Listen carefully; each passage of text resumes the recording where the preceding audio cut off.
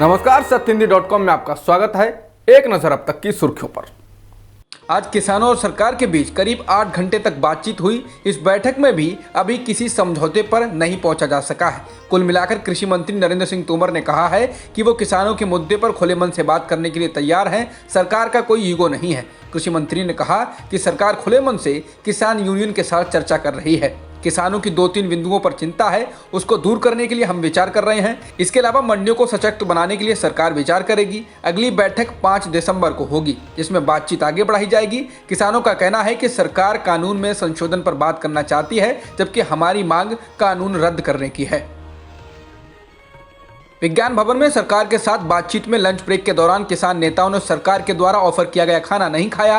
उन्होंने कहा कि हम अपना खाना खुद लाए हैं, वही खाएंगे। जिसके बाद उन्होंने लंगर से लाया गया खाना ही खाया। बातचीत में सरकार की तरफ से कृषि मंत्री पंजाब के पूर्व मुख्यमंत्री प्रकाश सिंह बादल ने किसानों का समर्थन करते हुए उन्हें मिला पद्म विभूषण सम्मान लौटा दिया है। मीडिया रिपोर्ट्स के अनुसार उन्होंने राष्ट्रपति भवन को पत्र लिखकर कहा है कि कृषि कानूनों के खिलाफ शांतिपूर्ण विरोध प्रदर्शन कर रहे किसानों के प्रति सरकार की बेरुखी और उसका रवैया देखकर उन्हें आश्चर्य है। पूर्व सीएम प्रकाश सिंह बादल के बाद शिरोमणि अकाली दल डेमोक्रेटिक के अध्यक्ष और राज्यसभा सांसद सुखदेव सिंह ढींढसा ने भी पद्म भूषण अवार्ड वापस करने का ऐलान कर दिया। बता दें, ढींढसा के साथ बीजेपी चुनावी तालमेल बढ़ा रही थी और माना जा रहा था कि आगामी विधानसभा चुनाव के लिए उनकी पार्टी से गठबंधन हो सकता है, लेकिन किसान आंदोलन ने इस समीकरण को बिगाड़ दिया है। एक समय बीजेपी का दोस्त रहे अकाली दल के अध्यक्ष सुखबीर सिंह बादल ने आंदोलन में खालिस्तानियों की मौजूदगी की अफवाहों को लेकर आक्रामक रुख दिखाया है।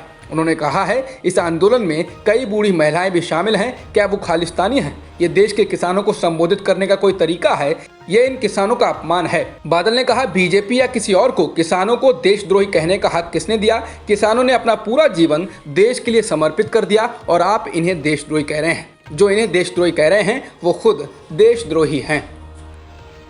कर्नाटक के कृषि मंत्री बीसी पाटिल ने आत्महत्या करने वाले किसानों को कायर कहा है। समाचार एजेंसी पीटीआई के मुताबिक बीसी पटेल ने कहा, आत्महत्या करने वाले किसान कायर हैं। सिर्फ कायर ही जो अपनी पत्नी और बच्चों की देखभाल नहीं कर सकता, आत्महत्या करता है। जब हम गिर पड़ते हैं तो हमें तैरना चाहिए और जीतना चाहिए। कर्नाटक के कोडागु जिले में किसानों को संबोधित करते हुए राज्य के कृषि मंत्री ने बांस उगाने वालों को समझाते हुए कहा कि खेती किसानी मुनाफे का सौदा है, लेकिन कुछ कायर इसे समझ नहीं पाते और आत्महत्या कर लेते हैं। पश्चिम बंगाल के मुख्यमंत्री ममता बनर्जी ने गुरुवार को चेतावनी दी है कि किसानों से संबंधित नए कानून वापस नहीं लिए गए तो देशव्यापी विरोध प्रदर्शन शुरू किया जाएगा। तृणमूल कांग्रेस की प्रमुख ममता बनर्जी ने ट्वीट कर कहा कि हमने शुक्रवार 4 दिसंबर को ऑल इंडिया तृणमूल कांग्रेस की बैठक बुलाई है। हम मूल्यांकन करेंगे कि एसेंशियल कमोडिटी एक्ट से आम लोगों पर क्या असर पड़ रहा है, जिसने चीजों के दाम बढ़ा दिए। केंद्र सरकार को इस जन विरोधी कानून को वापस लेना चाहिए, नहीं तो देश भर में विरोध प्रदर्शन किए जाएंगे। मध्य प्रदेश के मुख्यमंत्री शिवराज सिंह चौहान ने चेतावनी भरे लहजे में कहा है कि अगर किसी ने लव जिहाद जैसी चीज की तो तबाह हो जाओगे। न्यूज एजेंसी एएनआई ने शिवराज के हवाले से ये बात कही। एएनआई के अनुसार शिवराज ने कहा, सरकार सबकी है, सभी धर्मों और जातियों की है, कोई भेदभाव नहीं है, लेकिन यदि कोई हमारी बेटियों के साथ कुछ घिनौनी हरकत करेगा तो तोड़ दूंगा। यदि कोई धर्मांतरण की योजना बनाता है या लव जिहाद जैसी चीज करता है तो आप तबाह हो जाओगे। किसान आंदोलन को लेकर बॉलीवुड एक्ट्रेस कंगना रनौत के ट्वीट सोशल मीडिया पर लगातार बहस का विषय बनते जा रहे हैं। जिस तरह की भाषा का वह इस्तेमाल कर रही हैं, उसे लेकर भी कई सितारे आपत्ति जता रहे हैं। अभी पंजाबी सिंगर और एक्टर दिलजीत दोसांझ और कंगना रनौत के बीच सोशल मीडिया पर जंग चल रही है। इसी बीच अब बॉलीवुड एक्ट्रेस वेदिता बाग ने ट्विटर से शिकायत की है और उनके अकाउंट को बंद करने के लिए कहा है। इसके अलावा कंगना का ट्विटर अकाउंट बंद करने के लिए बॉम्बे हाई कोर्ट में भी याचिका दायर की गई है। याचिका में कहा गया है कि कंगना लगातार सोशल मीडिया पर नफरत फैला रही हैं, इसलिए उनका अकाउंट बंद किया जाए। दक्षिण भारतीय सिनेमा के सुपरस्टार रजनीकांत ने आखिरकार अपनी राजनीतिक पार्टी को लेकर घोषणा कर दी है। गुरुवार को रजनीकांत ने एक ट्वीट कर बताया कि वो 31 दिसंबर को राजनीतिक पार्टी की घोषणा करेंगे, यानी उनकी पार्टी जनवरी में लॉन्च हो जाएगी। उनका ये फैसला तब आया है जब तमिलनाडु में अगले साल विधानसभा के चुनाव होने हैं। रजनीकांत के इसके पहले कई बार पॉलिटिक्स में आने की अटकलें लग चुकी हैं, लेकिन रजनी अभी तक इसे लेकर इतने स्पष्ट नहीं थे। दुनिया भर में कोरोना वायरस के बढ़ते केसों के बीच अब इससे निपटने के लिए वैज्ञानिकों और डॉक्टरों की नज़र वैक्सीन पर है। इस बीच All India Institute of Medical Sciences यानी एम्स के निदेशक डॉक्टर रणदीप गुलेरिया ने उम्मीद जताई है कि इस महीने के अंत तक या अगले महीने की शुरुआत तक भारत में वैक्सीन को इस्तेमाल के लिए आपात मंजूरी मिल जाएगी।